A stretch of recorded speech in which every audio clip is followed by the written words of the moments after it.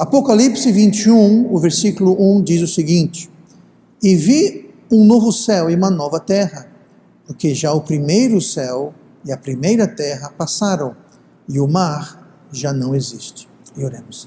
Pai amado, obrigado pela Tua palavra, que o Senhor vem agora nos ensinar, Teu Espírito vem nos levar a toda a verdade, que o Senhor possa conceder o Teu poder para que possamos ouvir com propósito, que o Senhor venha afastar tudo aquilo dos nossos corações e mentes que venham nos distrair da Tua palavra esta noite. Eu peço o Teu poder para eu pregar com clareza e com eficácia do Teu Espírito. Nós pedimos isso em nome de Jesus. Amém. E vamos sentar esta noite. Nós lemos só um versículo que trata, como a gente pode ver, do novo céu e a nova terra. E é justamente esse o tema de hoje. Novos céus e a nova terra. E nós temos visto durante essa série que as coisas vão ficar gradativamente piores.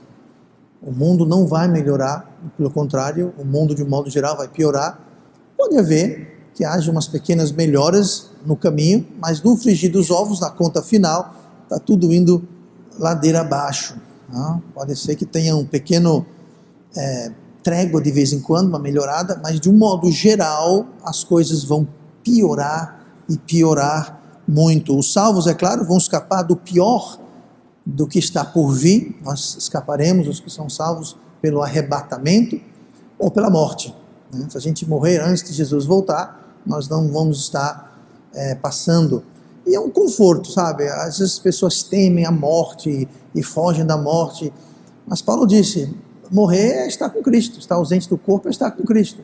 Então realmente não é nada para se temer. Se você é crente, você é salvo, se o seu nome está escrito no livro da vida, você tem Jesus no seu coração, então o pior que pode acontecer na morte é que você vai para o céu, está com Jesus para sempre. Agora, nós que permanecemos, note que eu digo nós não vamos passar pelo pior da tribulação, porque nós seremos arrebatados. E depois de 7 anos de tribulação e da grande tribulação, então haverá 1000 anos de reino milenar, reino de 1000 anos, a terra onde Jesus vai ser rei e vai governar com justiça e equidade, e vai ser 1000 anos maravilhosos, sem igual em toda a história da humanidade. Vai ser algo nunca visto na terra, desde que ela foi criada. Vai ser algo realmente fantástico e espetacular. Mas, o mais maravilhoso que o milênio vai ser, não é o nosso lar final, não é o nosso destino final, não é o milênio. Nosso destino final é justamente o novo céu e a nova terra, mais especificamente a nova terra, que nós lemos aqui no versículo 1 de Apocalipse 21. E na nova terra Deus vai habitar pessoalmente, fisicamente conosco nessa nova terra.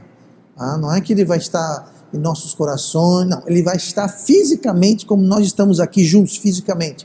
Nós vamos ver Deus, estaremos na presença de Deus, assim como Adão e Eva estavam na presença de Deus e caminhavam no jardim com Deus. Vai voltar a ser daquele jeito na nova terra. Será algo que nós sequer podemos imaginar como vai ser. A isso que Paulo fala em 1 Coríntios 2,9, quando ele disse: mas, como está escrito, as coisas que o olho não viu e o ouvido não ouviu e não subiram ao coração do homem, são as que Deus preparou para os que o amam. Então tem coisa que a gente nem imagina, não fazemos nem ideia, mas Deus está preparando isso, preparando a nova terra para nós. O atual céu e terra estão aí, e desde que eles foram criados, desde a queda de Adão, porque quando eles foram criados era tudo maravilhoso, mas depois da queda de Adão e Eva, depois da entrada no pecado do mundo, então esse céu e essa terra, eles estão debaixo da maldição, a maldição do pecado. E, como eu disse, eles não foram criados assim, foram criados perfeitos. A Bíblia fala em Gênesis que Deus, depois que criou tudo, viu que era bom, era tudo bom, tudo estava maravilhoso. Só que com a entrada do pecado, a terra ficou subjugada à lei do pecado e da morte. Então, desde então, toda a criação o mundo chama de natureza, mas outra palavra, não é errado usar natureza, mas uma palavra mais bíblica seria toda a criação de Deus, ela vem sofrendo, ela vem gemendo. Lá em Romanos 8:22, diz assim: porque sabemos que toda a criação geme e está juntamente com dores de parto até agora.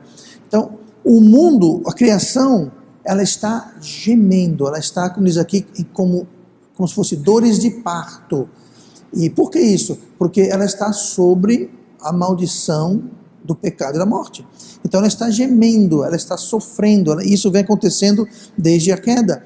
Enquanto a criação aguarda o cumprimento do plano de Deus, então, lá no versículo 19 diz assim: porque a ardente expectação da criatura é outra forma de dizer a criação, tá? Então a criação, ela está com uma ardente expectação, está esperando ansiosamente, porque a ardente expectação da criatura espera a manifestação dos filhos de Deus. Então a criação está gemendo, está com dores de parto, está esperando o quê? Esperando ser libertada da maldição do pecado e morte, sob qual foi colocada com a entrada do pecado através de Adão e Eva. Então toda a criação está aguardando, gemendo, com dores. Deixa eu só abrir um parênteses aqui. E você e eu? Nós não devemos ficar tão confortáveis e à vontade nesse mundo amaldiçoado pela lei e as consequências da morte do pecado, que a gente esquece que esse não é o nosso lar. Toda a criação está gemendo, esperando. Nós também devemos estar gemendo e esperando. Eu vou dizer uma coisa para você. De alguns tempos para cá, eu fico pensando que vem logo o Senhor Jesus. Vem logo, sabe o que é isso? É uma expectação, é uma espera. Eu estou ansioso. O crente nunca deve estar tão à vontade no mundo que ele ora assim: Senhor Jesus, vem agora não. Espera um cadinho mais. Não, como Paulo, Maranata, venha logo o Senhor Jesus. Já está na hora, já está bom. Sabe o que é isso? Você está esperando, você está torcendo. Senão você não está gemendo. Uma mulher, pergunta para a Michelle, ela é especialista nisso. Uma mulher que está em dor de parto, durante quantas horas? 48? 56? 55 horas de dor de parto. O que você mais quer? Nasce logo. Nasce logo. Eu estou gemendo, esperando. Nasce logo. Pois é, a criação está assim. Nós devemos estar assim também, esperando. Agora, por que a gestante está assim? Porque ela está gemendo, ela está esperando logo. Agora, quem não está, não tem muita pressa. Mas, enfim, vamos voltar aqui para o estudo de hoje. Jesus mesmo falou que essa terra e esse céu passariam. Ele falou lá em Marcos 13, versículo 30, na verdade vos digo que não passará esta geração sem que todas essas coisas aconteçam. Versículo 31, passará o céu e a terra, mas as minhas palavras não passarão. O que quer dizer passarão o céu e a terra?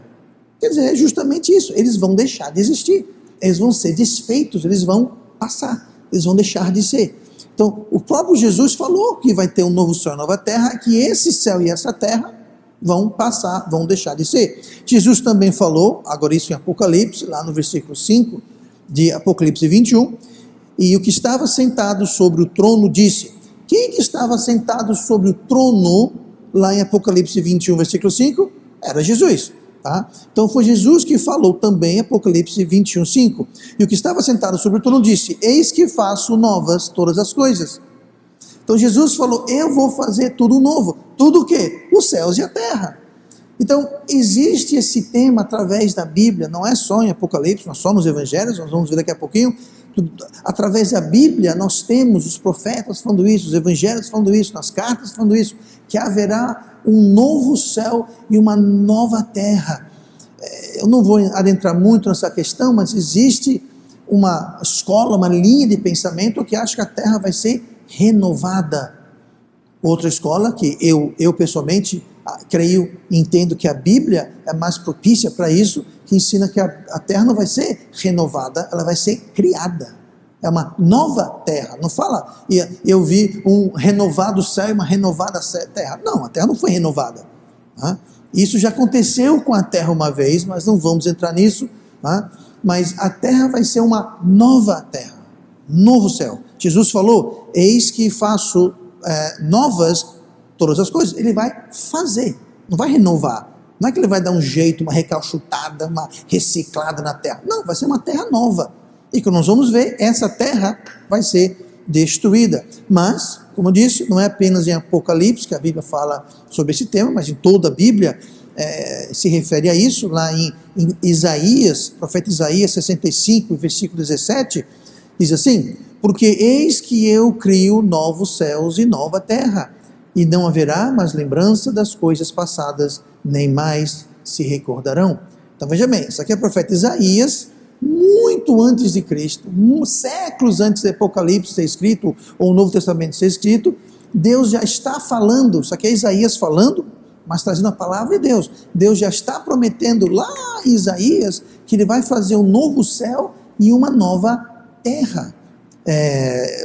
Isaías 66, versículo 22, porque como os novos céus e a nova terra que hei de fazer, estarão diante da minha face, diz o Senhor, assim também há de estar a vossa posteridade e o vosso nome.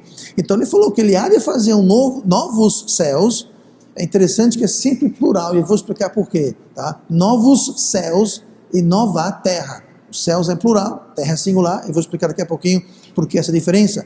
Hebreus 12, versículo 26, a voz do qual moveu então a terra, mas agora anunciou dizendo ainda uma vez, comoverei não só a terra, senão também o céu. Pastor, o que quer dizer comoverei? Ele vai comover a terra? Não, comoverei quer dizer ele vai mudar. Comover quer dizer chacoalhar. Se você olhar no dicionário a palavra comover, a definição está lá, mover fortemente, agitar com força. Tá? Então Deus vai pegar a terra e fazer assim, ó, tá? E vai destruir tudo, como nós sabemos e nós vamos ver daqui a pouquinho. Segundo Pedro 13, versículo 12, aguardando e apressando-vos para a vinda do dia de Deus, em que os céus em fogo se desfarão e os elementos ardendo se fundirão, mas nós, segundo a sua promessa, aguardamos nossos novos céus e nova terra, em que habita a justiça. Então aqui você veja que Pedro está dizendo, pelo Espírito Santo, que esse céu e essa terra vão ser destruídos. Deus prometeu, a última vez que ele destruiu a terra, ele o fez pelo dilúvio. Ele prometeu lá em Gênesis, ele disse para Noé, que ele não mais destruiria a terra com água. Mas ele não falou nada sobre não destruir a terra com fogo. E aqui a gente vê esses termos, fala sobre o céu em fogo se desfarão, os elementos ardendo se fundirão. Esse fundir quer dizer, vão derreter e se juntar. Você vai fundir, esquentar. Quando você faz fundição de metal, você coloca o metal e você esquenta, ele derrete. Você pode misturar metais diferentes, talvez, para fazer um composto, mas enfim, você derrete e fica aquela... Pois é, a terra vai acontecer isso com a terra. Ele vai destruir a terra através do fogo dessa vez. Então, ele vai destruir os céus, vai destruir a terra, ele vai criar algumas coisas novas, como nós vimos, ele vai criar o céu, os céus, importante lembrar, são os céus, ele vai criar a terra, céus novos, terra nova, e também haverá uma nova Jerusalém. Agora, a nova Jerusalém nós vamos falar semana que vem. Tá? E ela está interligada com esse tema de novo céu, nova terra, porque a nova Jerusalém vai vir depois que houver o novo céu, nova terra. Tá? Então está lá no meio dessa história toda, mas vamos ver isso especificamente na semana que vem. Hoje nós queremos ver algumas características dos novos céus e da nova terra. Então, olha comigo no versículo 1 de Apocalipse 21, onde nós podemos ver que uma das características da nova terra é que não haverá mais mar.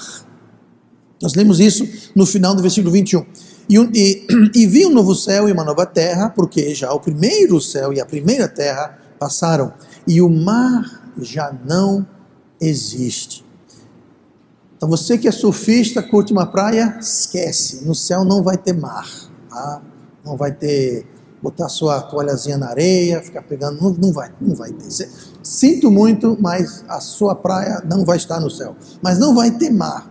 A atual terra, tá, e o atual céu, como já vimos, vão ser destruídos pelo fogo, tá? Acabamos de ler sobre isso, que eles vão passar. Segundo Pedro, eu li segundo Pedro 3 agora há pouco, né, sobre o ardendo em fogo, os elementos eles farão, mas segundo Pedro 3, também fala no versículo 10 o seguinte: mas o dia do Senhor virá como ladrão de noite, no qual os céus passarão com grande estrondo, e os elementos ardendo se desfarão, e a terra e as obras que nela há se queimarão. Havendo, pois, de perecer todas essas coisas, que pessoas vos convencerem em santo trato e piedade, aguardando e apressando-vos para a vinda do dia do Deus, em que os céus em fogo se desfarão e os elementos ardendo se fundirão. Então, a mesma carta, segundo Pedro, capítulo diferente, mas ele faz referência a esse evento que o céu e a terra, eles vão passar, vão ser destruídos pelo fogo. Mas eu venho falando para a gente notar o plural. Toda referência, tanto lá em Isaías, quanto em Hebreus, segundo Pedro, Jesus lá em Marcos, toda referência sobre os céus passarão, os céus, é sempre no plural. A terra é no singular, mas o céu é no plural. Por que isso? Pelo seguinte, inclusive falamos sobre isso recentemente, acho que foi domingo, onde Paulo fala que ele foi arrebatado para o terceiro céu. Acho que foi domingo passado, eu falei sobre isso. Então, para a gente entender o plural, por que sempre usa o plural no céu? Bom, o primeiro céu é esse céu aqui que a gente vê, é a nossa atmosfera, né? Eu até dei o exemplo domingo, onde os pássaros voam, os aviões voam. Esse céu aqui é o primeiro céu, a nossa atmosfera. O segundo céu seria o universo, seria fora da nossa atmosfera. Eu não sei se estratosfera seria já fora, mas se não for fora, está chegando. Então, o segundo céu é o universo onde estão os planetas, onde estão o Sol, as estrelas, a Lua e assim por diante. Então, esse é o segundo céu. O terceiro céu é onde Deus habita, é a habitação eterna de Deus. Então, quando fala aqui que os céus serão destruídos, ele não está falando sobre o terceiro céu, porque o terceiro céu é a habitação eterna de Deus. Por ser eterna, ela não vai se destruir e Deus não vai queimar sua própria habitação. Então, o terceiro céu não está incluso na pluralidade dos céus, mas os dois céus que estão sendo referidos é o primeiro céu, que seria a nossa atmosfera, e seria o segundo céu, que seria o universo, os planetas. Aí você fala, mas pastor, Deus vai destruir todo o universo? Bom, aí eu não sei até que ponto ele vai destruir, se vai ser tudo, se não vai, só sei que o terceiro céu é o universo. Aí você fala, mas é muito grande. Por maior que seja o universo, Deus é maior. Por maior que seja o universo, Deus pode. Quem foi que o criou? Quem criou o universo? Foi Deus. Como? Ele falou e existiu. Então, grande coisa para Deus criar um outro universo. E aí podemos entrar em teorias, existem múltiplos universos. Você sabe que o termo universo vem de de um. Haveriam multiversos. Mas aí estamos falando sobre física e física quântica e ficção científica, Guerra nas Estrelas e Jornada nas Estrelas. Então vamos deixar estudado um pouquinho. Mas os céus vão ser desfeitos, seriam a atmosfera da Terra e o universo que a envolve, esses sim serão destruídos, de acordo aqui com as várias referências aos novos céus que sempre fala. Note também que não haverá mares ou oceanos. Tá? Nós vemos isso no versículo 2, tá? Que fala justamente que não haverá mais mar, não haverá mais oceanos. Agora, hoje a Terra, 2/3 da Terra são cobertos por água. Uma metade todinha, se você pegar um globo, tá? A esfera, e você virar e você olhar para o Pacífico, basicamente metade do globo é água. Se você olhar o Pacífico da costa oeste dos Estados Unidos até a Ásia do outro lado, onde temos Japão, Filipinas, o Polo Norte, o Polo Sul, tudo aquilo, ou seja, metade do globo é água. Tem aqui, uma ilha ali, mas ilhas minúsculas, pequenas. Fora isso, é água. Aí você vê o outro lado, ainda tem o Oceano Atlântico Norte, Sul, Mar da Índia, Mar da China, Mediterrâneo, corpos de água doce, lagos enormes, ou seja, 2/3 da Terra aproximadamente estão cobertos por água. É muita água. Então, se a nova Terra não vai ter água, isso vai abrir muito mais espaço para receber habitantes. Eu não sei se você sabe disso, mas nós não é peixe, né? Estamos de terra, tá bom? Podemos arguir que talvez o corpo glorificado possa sobreviver embaixo d'água, porém a Bíblia fala que não haverá mais mar. Então, se não tem mais mar, então essa questão fica redundante. Mas haverá mais espaço para acomodar a todos, e também, e esse é o ponto que eu quero fazer em relação ao mar e os novos céus, falando sobre a nossa atmosfera, se não há mais mar, haverá uma tremenda, não é uma mudança, porque vai ser um novo céu, nova terra, mas o ecossistema e a atmosfera, a meteorologia, ou seja, os céus, o primeiro céu, vai ser algo totalmente diferente do atual sistema meteorológico e o ecossistema atual, porque a Terra depende dessas massas enormes de água, elas que regulam a temperatura, os ventos e uma série de coisas. E você imagina se a Terra secar toda a água, como é que ficam os ventos, como é que fica a temperatura, como é que fica a regulação do tempo, um monte de coisa que, bom, é uma nova Terra, tá? Deus vai criar uma nova Terra perfeita, então nós não temos que se preocupar muito com isso, porque Deus sabe o que Ele faz, mas não haverá mais mar. Agora, sem mares e oceanos, além de haver todo um novo ecossistema e sistema meteorológico nessa nova terra, também não haverão barreiras físicas. Pense nisso. O que impede você de sair daqui e ir até Punta del Este, que fica lá no finalzinho, lá no Chile, que é a parte mais sul da América Latina? O que impede você de ir? Sabe o que impede? Tempo e alguns pares de sapato. Você pode andar a pé, você pode gastar uns 3 pares de sapato, 30 pares de sapato, mas você pode ir a pé. Você sai, deixa eu ver, você vai, sabe qual direção você vai? Você vai mais ou menos naquela direção. Pronto, vai indo do sul, vai andando para o sul, vai andando. Um dia tu chega lá. Agora, vá para a África. É mais perto aqui de Maceió. Você está mais perto da África do que você está de Punta del Este. Mas vá para a África. Não dá, a não ser que seja muito bom em remar e tenha um barquinho muito bom. Ou seja, sem alguma espécie de tecnologia, os mares e os oceanos são barreiras físicas que separam o homem. Eu sei, a nossa geração não entende sobre isso, mas lembre-se que durante a época dos exploradores, né, e Portugal era um deles, a Espanha também, eles saíam explorando o novo mundo. O Brasil era parte do novo mundo. Por quê? Porque era o mundo velho, era a Europa, o mundo novo era aqui. Para sair da Europa para cá, seria como hoje sair daqui para a Lua. Mas era um novo mundo. Precisava de tecnologia, precisava ter navios e ter navegação. Tudo isso precisou existir para que pudesse haver um cruzamento dos oceanos, e até então não se cruzava. Até então, quem morava de um lado tinha um oceano, ninguém sabia se tinha o que tinha do outro lado.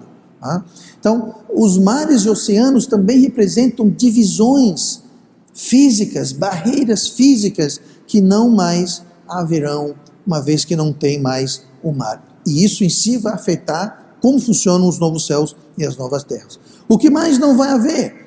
Ainda falando sobre os novos céus, ou ligado aos novos céus, o versículo 25 de Apocalipse 21 diz assim: e as suas portas não se fecharão de dia, porque ali não haverá noite.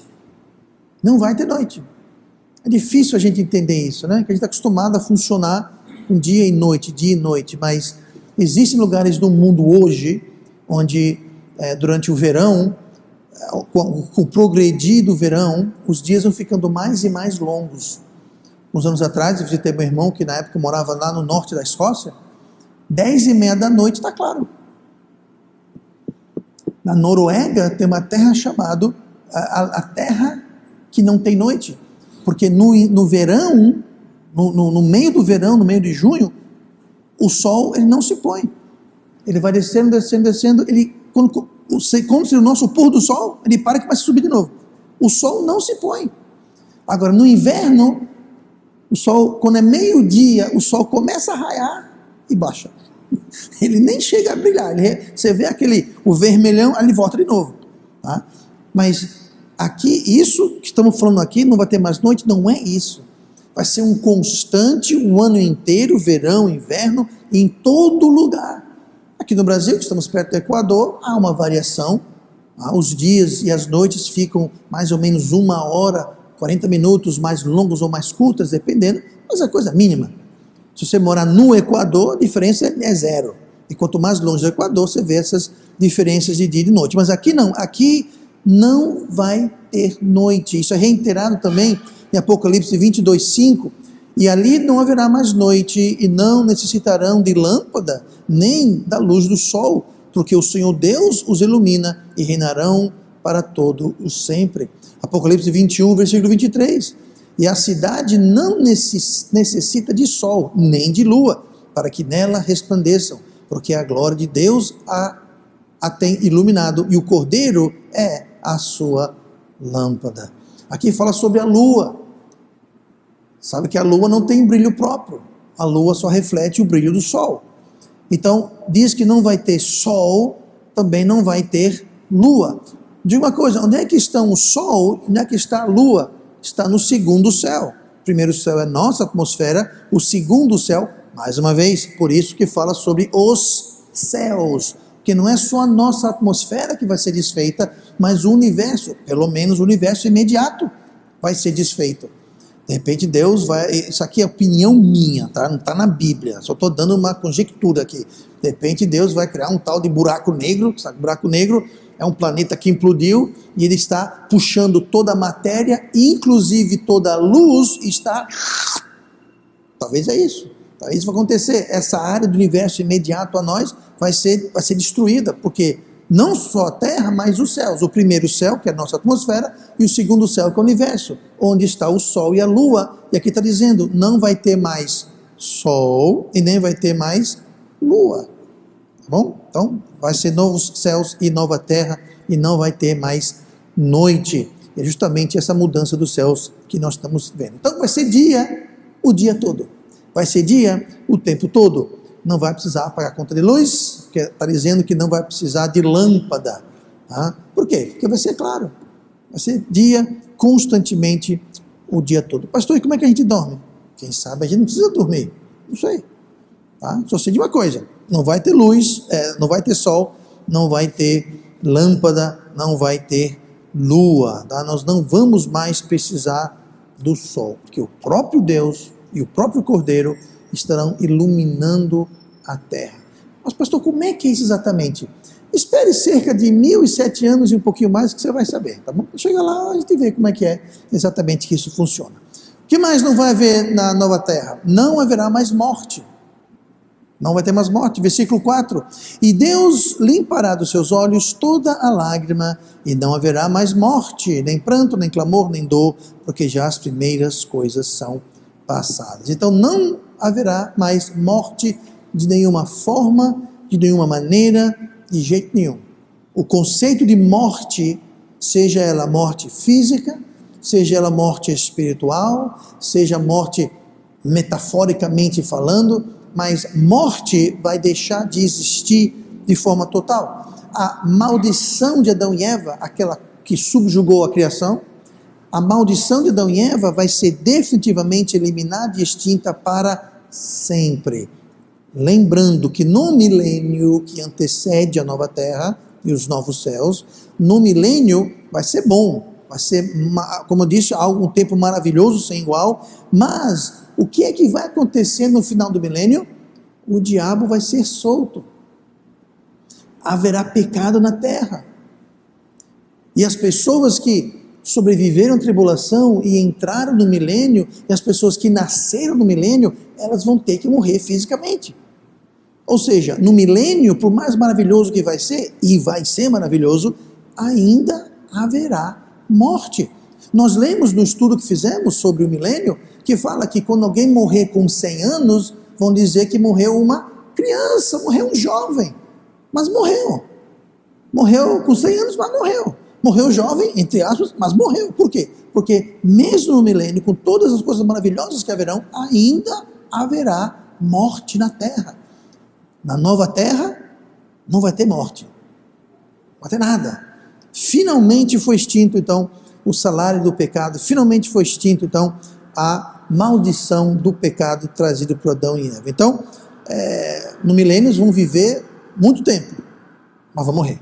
Tá? Vão ter que morrer mesmo porque a terra vai ser desfeita. Então, de alguma forma, eles vão ter que deixar de existir e haverá morte também. Ainda no versículo 4, a gente lê que não vai ter mais dor ou tristeza. E Deus limpará dos seus olhos toda lágrima, e não haverá mais morte, nem pranto, marque bem essas palavras, nem pranto, nem clamor, nem dor, porque já as primeiras coisas são passadas. Então não vai ter dor. Farmácia, não vai existir farmácia, as farmacêuticas vão falir, vão tudo morrer de fome, não vai ter dor, não tem dor.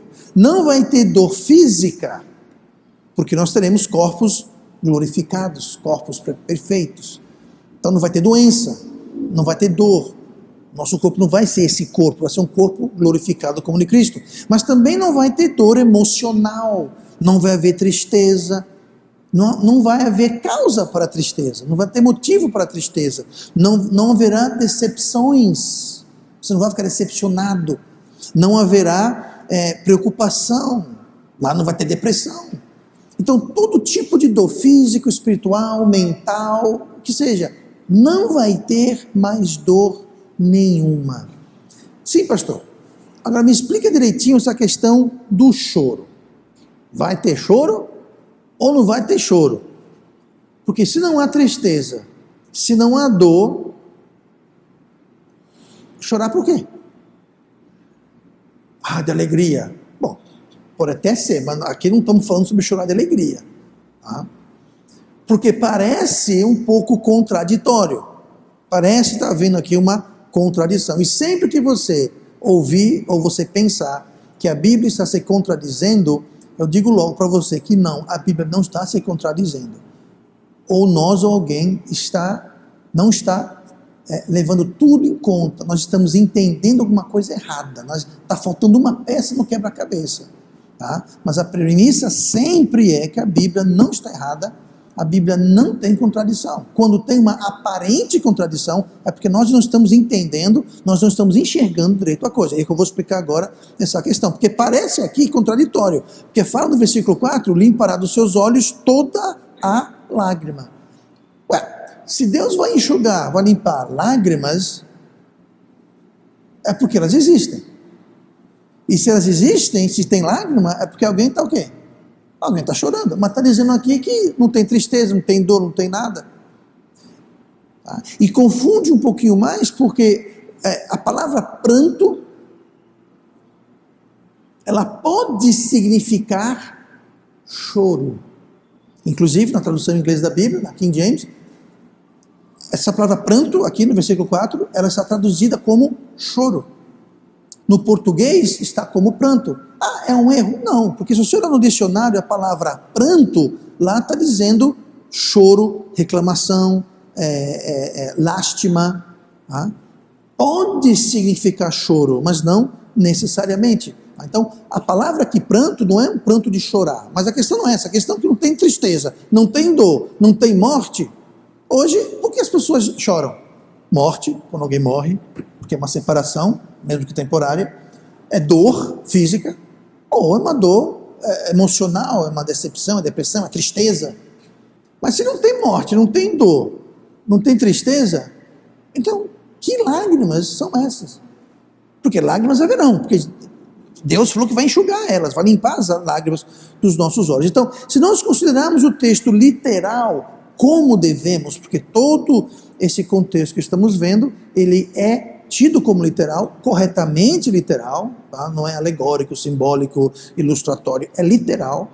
Então, se tudo isso é literal, então essas lágrimas não são lágrimas simbólicas, são lágrimas literais que estamos falando. Então, Deus não pode enxugar lágrimas não existentes. Considerando tudo ao redor desse texto, essas lágrimas não são lágrimas de tristeza ou de saudade, porque tudo isso foi erradicado. Não vai ter mais mar, não vai ter mais morte, não vai ter mais tempo. Então, se você quiser ir visitar um amigo seu que mora lá em Punta del Este, é só você ir, vá-se embora. Tá? Então, não é saudade, não é doença, não é morte, não é dor, não é tristeza. Tá?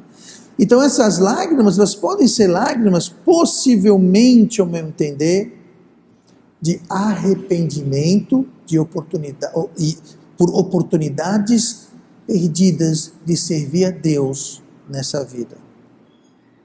Nós vamos poder olhar para trás e refletir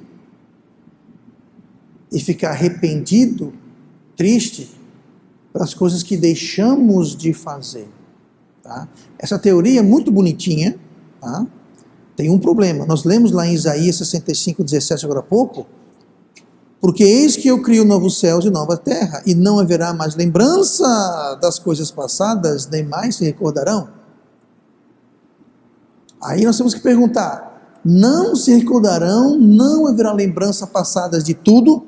Será que isso indica que vai ter uma amnésia geral total em todo mundo, ninguém vai lembrar de mais nada, mais ninguém? Eu também creio que não. Tá? Eu creio que quando fala não se recordarão, não se lembrarão, está falando justamente sobre o pecado, sobre a transgressão, sobre a desobediência, sobre a rebeldia. Então não vão mais isso, não vai ter mais bênção de pecado, isso tudo, Deus vai erradicar isso. Agora, oportunidades perdidas, porque, lembra uma coisa, a coisa mais triste do pecado para o crente não é a morte. O salário do pecado é a morte, mas a morte espiritual foi resolvida com a vida eterna que Cristo dá gratuitamente. A pior perda do pecado na vida do crente é justamente a falta de oportunidade, a falta de ocasião, a falta de poder servir a Deus, de fazer o que Deus quer conosco. Essa é a grande perda, essa é a grande lástima. Eu sou crente, você é crente. Eu pequei e peco, você é crente, você pecou e você peca. Vamos morrer, nós vamos todo mundo para o céu. Mas o nosso pecado aqui na terra vai nos impedir de servir a Deus como deveríamos. Isso pode ser a causa das lágrimas que haverão no céu. Porque, gente, haverão lágrimas no céu, porque Deus falou que vai limpar. Só não vão ser lágrimas de tristeza, saudades ou dor. Tá? Então, eu não acredito que quando chegar no céu todo mundo vai se recordar de mais nada. Tá? Você lembra que quando Pedro e João viu Jesus junto com Moisés e quem? No Monte da Transfiguração? Não foi Moisés e Elias. Eu sei disso, só quero saber se vocês sabem, tá? Ele viu Moisés e Elias e Pedro falou, mestre, devemos fazer um abrigo para você, Elias e Moisés? Como é que Pedro sabia como é que era Elias e Moisés? Não tinha YouTube, fotografia, não tinha nada naquela época. Como é que ele sabia que era Elias e Moisés? Cristo tudo bem, ele sabia que era Cristo, mas como é que ele identificou Elias e Moisés? Bom, eu não sei, mas ele identificou. Então, eu não acredito que no céu vai estar todo mundo com amnésia, não vão recordar de mais nada, não vão lembrar de nada. Não, aqui está falando sobre a rebeldia. Você leu o contexto de Isaías, está falando para a nação de Israel.